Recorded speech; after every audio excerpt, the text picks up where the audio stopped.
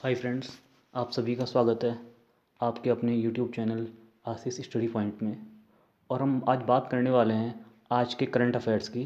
तो इसमें आपका जो पहला टॉपिक आएगा वो है आपका ग्रीन वॉशिंग। अभी आजकल चर्चा में क्यों, एक बार हम वो जान लेते हैं। हाल ही में संयुक्त राष्ट्र महासचिव ने निजी निगमों को ग्रीन वॉशिंग की प्रथा बंद करने और 1 साल के भीतर अपने तरीकों में सुधार करने की चेतावनी दी है। आगे इसमें बात करेंगे। महासचिव ने पूरी तरह से इससे संबंधित अभ्यास की निगरानी हेतु एक विशेषज्ञ समूह गठित करने का भी निर्देश दिया है। अब हम पहली बात करें, ग्रीन वॉशिंग होता क्या है इसमें ना। ग्रीन वॉशिंग शब्द आया कैसे? तो ग्रीन वॉशिंग एक्चुअली में है क्या कि कोई भी कंपनी अपने प्रोडक्ट को पर्यावरण के अनुकूल, कई बार आपने कोई सामान लिया होगा उसके पीछे क्या देखा होगा, इको फ्रेंडली, ये क्या टैग होगा।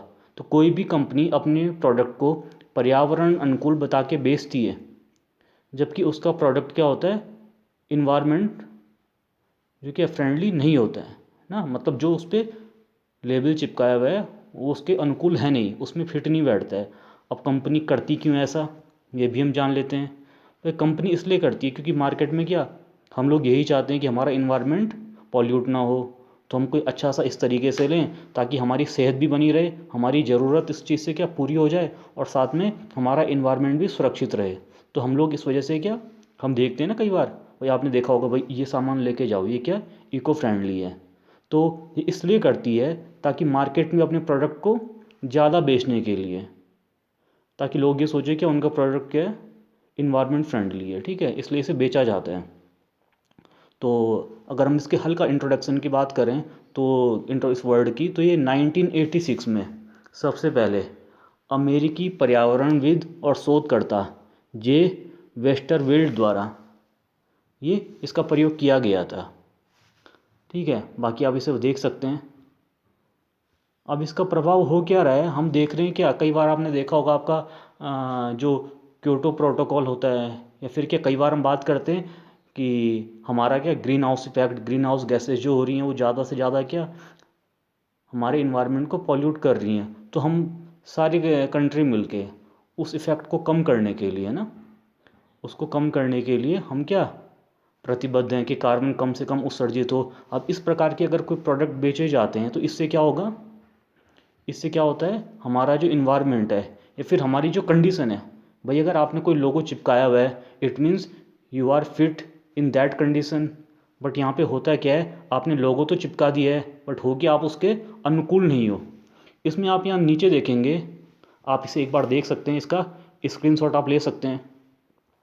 आगे इसमें बात आती है एक कार्बन क्रेडिट की। कार्बन क्रेडिट एक्चुअल होता क्या है, एक बार हम इसे भी जान लेते हैं। तो इसे हम साथ में कहते हैं क्या है, cap and trade method. Cap and trade method, इसमें जो वातावरण में ग्रीन हाउस उत्सर्जन में कमी लाने के सापेक्ष, ये क्या वातावरण में ग्रीन हाउस जो उत्सर्जन है उसमें कमी लाने के सापेक्ष क्या है, दिया जाने वाला एक क्रेडिट है, क्या कार्बन क्रेडिट। अब इसे हम कैप एंड ट्रेड क्यों कहते हैं, भाई पहले क्या था 1980s के अराउंड, कोई भी कंपनी क्या जो विकसित देश है उन्होंने क्या उस समय ज़्यादा ग्रो किया है। किस तरीके से, उस समय इंडस्ट्रियल जो था, इंडस्ट्री वो ज़्यादा लगी हुई हैं। अब वो सारे के सारे वहाँ से क्या इंडस्ट्री से कार्बन निकल रहा है, और क्या वो अपना तो एक प्रकार से क्या कर रहे हैं, इंक्रीमेंट कर रहे हैं अपनी इकोनॉमी को। बट हो क्या रहा है, जो इन्वायरमेंट है पॉल्यूट हो रहा है। तो सभी देशों ने मिलकर क्या कहा है कि अब क्या होगा, कोई भी जो कंपनी होगी, कोई भी जो क्या होगी कंपनी होगी, ये क्या करेगी, एक प्रकार का परमिट है। कार्बन क्रेडिट क्या है, एक प्रकार का परमिट है, ठीक है। और ये किसके बराबर होता है, देखो आप इसमें भी देखेंगे क्या होगा, यहाँ पे लिखा हुआ है एक carbon credit 1 metric ton CO2 के बराबर है। एक कार्बन क्रेडिट क्या है, एक CO2 के बराबर है। तो अब करते क्या है, जहाँ पे आपका जो आपकी CO2 गैस है वो निकलती है, हम उसे क्या कलेक्ट कर देंगे, हम उसे क्या कर देंगे, कलेक्ट कर देंगे। और क्या करेंगे, हम उसका मेज़रमेंट करेंगे। और अगर कोई कंपनी या कोई इंडस्ट्री इसके क्या जितना उसने उसका वहाँ से ट्रेड हो रहा है, या जितना उसने कहा है कि हम इतना उत्सर्जन करते हैं, अगर उससे ज़्यादा करेगा कि इसके लिए क्या एक संगठन आपका बना हुआ है UNFCCC। ठीक है, तो ये क्या है, एक आपने स्टडी की होगी क्योटो प्रोटोकॉल। इसमें क्या है, काफ़ी सारी कंट्री ने इसमें साइन किए हैं, हम कार्बन जो उत्सर्जन है उसको कम करेंगे। साथ में इंडिया ने भी इस पर साइन किए हैं। तो इस पर होगा क्या कि हम लोग क्या करेंगे कि ये कम करेंगे। अब कार्बन हम कम करेंगे तो इसके बदले क्या होगा, अगर कोई कंपनी या इंडस्ट्री जो ज़्यादा कार्बन का उत्सर्जन करती है तो वो क्या करेगी, क्रेडिट जमा करेगी। ठीक है, और इसमें जो क्या विकासशील देश हैं, यानी इंडिया में बात करूं या फिर ब्राज़ील बात करूं, तो इन्होंने क्या कर दिया, भारी एक बार क्या क्योटो प्रोटोकॉल में काफ़ी ज़्यादा क्या कार्बन क्रेडिट जमा किया था। तो हम इसमें बात करें, आप इससे पढ़ सकते हैं, कार्बन क्रेडिट काफ़ी इंपॉर्टेंट पार्ट है। कई बार आपका आ जाएगा एग्जाम में कार्बन क्रेडिट किससे संबंधित है, या फिर कई बार आपका क्या आ जाएगा कि आपका ये ऊपर का पोर्शन है जो एक ग्रीन वॉशिंग की मैं बात कर रहा हूँ कि ग्रीन वॉशिंग एक्चुअल में होता क्या है। ठीक है, आपको इसका आइडिया होना चाहिए, आप इसका क्या स्क्रीनशॉट ले सकते हैं। ठीक है, अब हम आगे इस पे बात करते हैं। आपका जो दूसरा है वो पार्ट है हिमालयी क्षेत्र में पूर्व चेतावनी प्रणाली। अब चेतावनी प्रणाली होती किस वजह से है, आपने देखा होगा जो आपका क्या हिमालयन रीजन है, इसमें हम आपको आपका क्या ये जो ऊपर वाला एरिया है इंडिया का, उसमें हम देखते हैं क्या कई बार आपका भूकंप आ रहा है, कई बार आपका क्या होता है जो बाढ़, इस तरीके से काफ़ी सारी चीज़ें मतलब आपदाएं जो आ रही हैं। तो क्या पहले ये हम देखते हैं चर्चा में क्यों है। तो ये देख लीजिए आप, इसमें हाल ही में वैज्ञानिक और औद्योगिक अनुसंधान परिषद CSIR के राष्ट्रीय भूभौतिकीय अनुसंधान संस्थान ने अचानक आने वाली बाढ़, चट्टानों के स्खलन और ग्लेशियर झील के फटने और हिमस्खलन, आपका क्या होता है जो आपने देखा होगा कई बार क्या आपके हिमालयन के अपर रीजन में ज़्यादा बार बार क्या बर्फ़ गिरती रहती है, तो अचानक क्या होता है बर्फ़ टूट जाती है। उसके खिलाफ क्या हिमालयी राज्यों में एक पूर्व चेतावनी प्रणाली स्थापित करने के लिए क्षेत्रीय अध्ययन शुरू किया है। अब होगा क्या देखिए, इसमें जो प्रारंभिक चेतावनी प्रणाली होती क्या है, प्रारंभिक चेतावनी प्रणाली खतरे की निगरानी, पूर्वानुमान और भविष्यवाणी, आपदा जोखिम मूल्यांकन, संचार और तैयारी गतिविधियों, प्रणालियों एवं प्रक्रियाओं की एक एकीकृत प्रणाली है जो क्या करती है, व्यक्तियों, समुदायों, सरकारों, व्यवसायों और अन्य लोगों को खतरनाक घटनाओं से पहले आपदा जोखिमों को कम करने के लिए समय पर कार्रवाई करने में सक्षम बनाती है। आपने कई बार देखा होगा कि आपका अर्थक्वेक आता है, होता क्या है काफ़ी सडन होता है मूवमेंट, हम क्या रिएक्ट कर नहीं पाते और बड़ी की बड़ी बिल्डिंग क्या होती है धराशायी हो जाती है। लेकिन अगर आप ये सोचिए हमें अगर हल्का सा टाइम मिल गया, अगर हमें क्या होता है थोड़ा सा टाइम मिल गया, तो कई सारे लोग क्या हो सकते हैं, भाई मैं ये तो नहीं कहूँगा कि सारे के सारे लोग बच जाएंगे, पर काफ़ी सारे लोग, और हो सकता है सारे लोग भी बच जाएँ, तो काफ़ी सारे लोग क्या होंगे उससे एक अपना क्या प्रिपेयर हो जाएंगे, इट मीन सुरक्षित स्थान पर आ जाएंगे। तो इस चीज़ के लिए क्या हो रहा है, यहाँ पर एक प्रणाली बन रही है। साथ में क्या है कि भारत ने इसके लिए क्या किया है, जो आपदा प्रबंधन हेतु भारत के प्रयास क्या हैं, भारत ने NDRF की स्थापना की है। ठीक है, NDRF आपको पता होगा राष्ट्रीय आपदा प्रतिक्रिया बल, NDRF की क्या है कि स्थापना की है। साथ में NDMA राष्ट्रीय आपदा प्रबंधन प्राधिकरण, इसकी स्थापना क्या की है, भारत के प्रधानमंत्री की अध्यक्षता में। ठीक है, तो ये भारत की क्या इसमें भूमिका है। साथ में आपने सुना होगा नेबरहुड फर्स्ट, ये क्या नीति का पालन होता है। आगे हम बात करते हैं यहाँ पर गतिशील भूजल संसाधन आकलन 2022, ये चर्चा में क्यों है पहले ये देख लेते हैं कि हाल ही में केंद्रीय जल शक्ति मंत्री ने वर्ष 2022 हेतु पूरे देश के लिए गतिशील भूजल संसाधन, एक बार मैं इसे रिपीट कर देता हूँ, हाल ही में जल शक्ति मंत्री ने वर्ष 2022 हेतु पूरे देश के लिए गतिशील भूजल संसाधन आकलन रिपोर्ट जारी की है। अब रिपोर्ट में कहा क्या गया है कि जो कुल वार्षिक भूजल पुनर्भरण, मतलब क्या, फिर से जल का जो क्या भरण हो रहा है ना, जो जल फिर से भर रहा है। आपने देखा क्या होगा, जो भाई उसकी वाटर की प्रॉपर्टी होती है कि अंदर ही अंदर रिश्ता जाएगा और फिर क्या होगा, इसका भरण होगा, ठीक है। तो अब भी खाली कैसे होता है वो भी आप सोच लीजिए भाई। क्या भरण तो तब होगा ना जब कोई चीज़ खाली होती है या फिर एक्सेस अमाउंट के बाद, तो क्या कोई चीज़ ओवरफ्लो ही होगी। तो होता है कि हम जो सिंचाई के लिए या फिर हम क्या जिस भी सोर्स के लिए उसका यूज कर रहे हैं, तो वहाँ से क्या वो उसका घट जाएगा। तो यहाँ पर कुल वार्षिक भूजल पुनर्भरण 437.60 बिलियन क्यूबिक मीटर BCM है। और वार्षिक भूजल निकासी ये कितनी है, 239.16 BCM, ठीक है। इसका मतलब हो क्या रहा है, देखो जल जो है आपका ज़्यादा भर रहा है, ठीक है, जल आपका ज़्यादा भर रहा है, और जबकि इसकी क्या हो रही है, निकासी, मतलब क्या हम जो इसका यूज कर रहे हैं वो कितनी है, 239, ठीक है, 239 आपका आ जाएगा। तो इसमें हो क्या रहा है, जो आपका भूजल पुनर्भरण है, जो आपका क्या है भूजल पुनर्भरण है, इसमें क्या है वृद्धि के संकेत हैं। आप इसे देख सकते हैं, ठीक है। आप इसे क्या इसका स्क्रीनशॉट आप इसे ले सकते हैं।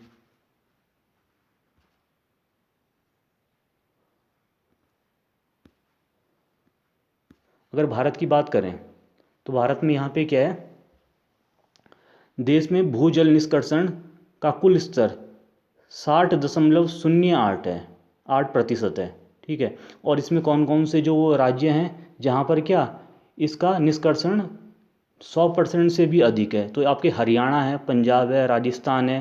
तो ये वाले एरिया कहाँ जहाँ पर खेती आपकी ज़्यादा होती है। साथ में इसके दादरा एवं नगर हवेली और दमन व दीव, इसकी ये सबसे ज़्यादा हैं। और साथ में अगर मैं भारत की बात करता हूँ तो भारत क्या है, वैश्विक निकासी का 1/4 भाग के साथ, वैश्विक निकासी का 1/4 भाग के साथ भूजल का सबसे बड़ा उपयोग करता है। ये क्या भूजल जो होता है उसका क्या सबसे ज़्यादा उपयोग कौन करता है, भारत करता है। और भारतीय जो शहर होते हैं ये क्या अपनी जल आपूर्ति का लगभग 48% भूजल से पूरा करते हैं, ठीक है। अब इसमें होगा क्या, समस्याएं क्या आती हैं भाई, धीरे धीरे क्या होगा, अगर हम किसी चीज़ का जब ज़्यादा यूज करते हैं तो क्या वो ख़त्म होना शुरू हो जाता है, ठीक है। हमारे पास क्या होगा, जो आपका जो वाटर होगा, वाटर में होगा क्या भाई, शुद्ध पानी हम लगातार उसका यूज कर रहे हैं।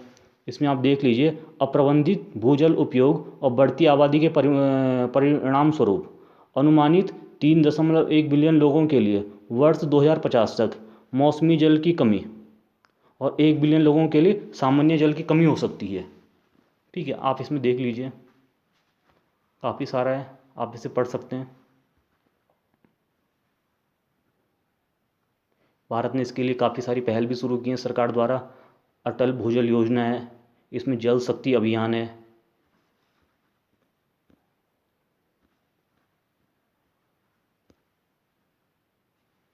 अब यहाँ पर बात करते हैं आगे भूकंप की, चर्चा में क्यों है, क्योंकि हाल ही में नेपाल में 6.6 तीव्रता का भूकंप आया, और जिससे क्या कुछ लोगों की मौत हो गई। इससे पहले भारत, इसका जो उत्तराखंड वाला एरिया भी हम बात करें, यहाँ पर क्या हुए भूकंप के झटके महसूस किए गए। तो इसमें इसका कारण क्या है, भूकंप आता है क्यों है, तो ये क्या होता है, जो प्लेट हैं, जो क्या ये प्लेट हैं, इनका आपस में टकराव जब होता है तो इसमें क्या होता है, उस टकराव की वजह से भूकंप आता है।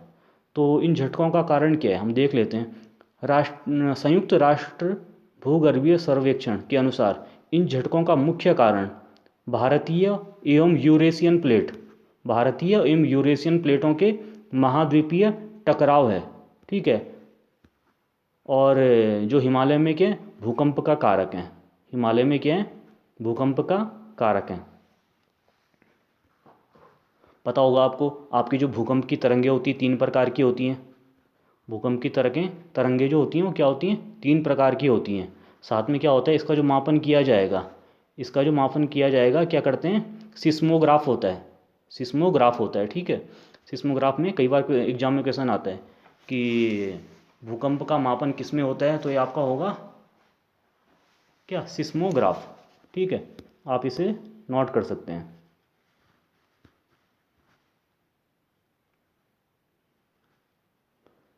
जहाँ पर हाँ भूकंप का केंद्र जो होता है, जहाँ पर सतह के नीचे जहाँ पे भूकंप का केंद्र होता है उसे हम कहते हैं क्या, हाइपोसेंटर।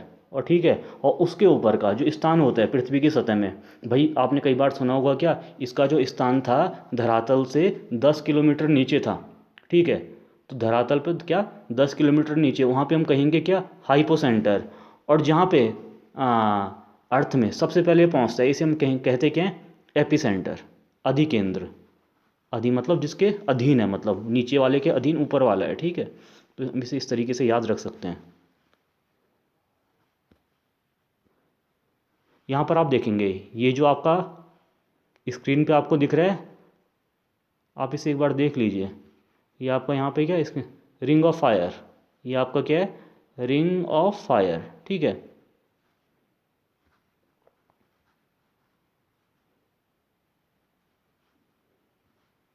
आप इसे पढ़ सकते हैं।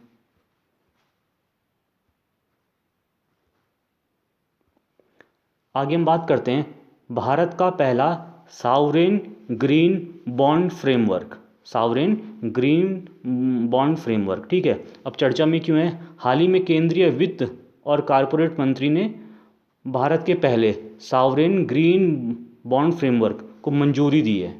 आगे हम इसमें पढ़ेंगे हरित परियोजनाओं के लिए संसाधन जुटाने हेतु सावरेन ग्रीन बॉन्ड जारी किए जाएंगे। अब देखिए सावरेन ग्रीन बॉन्ड है क्या, पहली बात तो इसे हल्का सा याद कर लीजिए, ये क्या है, पंचामृत, जो पंचामृत है फ्रेमवर्क, पंचामृत के तहत क्या भारत की प्रतिबद्धताओं को के नक्शे कदम पर मंजूरी दी गई है। पहली बात तो बॉन्ड होता है क्या, देखो बॉन्ड आपने कई बार पढ़ा होगा क्या, ये एक प्रकार का क्या है, समझौता है। मतलब सरकार आपको क्या देगी, बॉन्ड में आपका होता क्या है, एक प्रकार की उगाही, आप इसे मान लीजिए सरकार आपको एक कागज़ दे देगी, भाई इसे क्या 5 साल बाद लेके आना, और हमारे पास सपोज़ कि आप 10,000 रुपये जमा कर दो, आप 5,000 वाला ले लो, आप 10,000 वाला ले लो, और आपको क्या होगा, जो अन्य ब्याज दर हैं, जो बैंक आपको क्या आपके पैसे पे जो ब्याज दर दे रहा है उसकी अपेक्षा आपको कुछ ज़्यादा क्या पैसा दे देगी। अब इससे क्या होता है भाई, फ़ायदा तो क्या दोनों को होना चाहिए, सरकार को भी होना चाहिए और आपको भी होना चाहिए। तो सरकार का जो फ़ायदा है वो इसलिए है कि आपका क्या होता है, जो आपका पैसा है, ठीक है, आपका पैसा है क्या किसी भी उसमें प्रोजेक्ट में, और यहाँ पे प्रोजेक्ट है क्या, ये जो आपने देखा होगा आपका जो पहली बात आपको याद होगी, भारत के 2070 तक जीरो कार्बन उत्सर्जन हेतु क्या प्रतिबद्ध है। अब ये 2070 में अगर जीरो कार्बन उत्सर्जन होगा तो अभी से क्या उसकी तैयारी करनी पड़ेगी। अब इसके लिए क्या गवर्नमेंट के पास पैसा तो होता नहीं है इतना, क्या हम जो कहें क्या वो उसके पास मशीनें छापना शुरू कर दे, भाई ऐसा तो कुछ है नहीं, उसके लिए भी कुछ नियम है, मानक हैं। तो गवर्नमेंट क्या करती है, आपका पैसा लेके, आपका पैसा कुछ समय के लिए लेके और उस पर आपको क्या दे देगी, ब्याज दर दे देगी। अब यहाँ पे देखो पब्लिक का क्या फ़ायदा है, उसे क्या इंटरेस्ट मिल रहा है, और क्या साथ में क्या हो रही सिक्योरिटी मिल रही है, क्यों सरकार द्वारा, भाई सरकार ने जारी किया। अब ये तो है नहीं कि आपकी क्या गवर्नमेंट भाग जाएगी, तो सरकार ने क्या कर दिया, इसे जारी कर दिया। और साथ में सरकार का फ़ायदा क्या है, जो प्रोजेक्ट वो शुरू करना चाहता था, जो प्रोजेक्ट क्या गवर्नमेंट शुरू करना चाहती थी, तो उसके लिए क्या उसको पैसा मिल गया है। ठीक है, उसे क्या है पैसा मिल गया है। यहाँ पर इसका जो मेन काम है वो क्या है कि इसके अंतर्गत आपका जो CO2 है,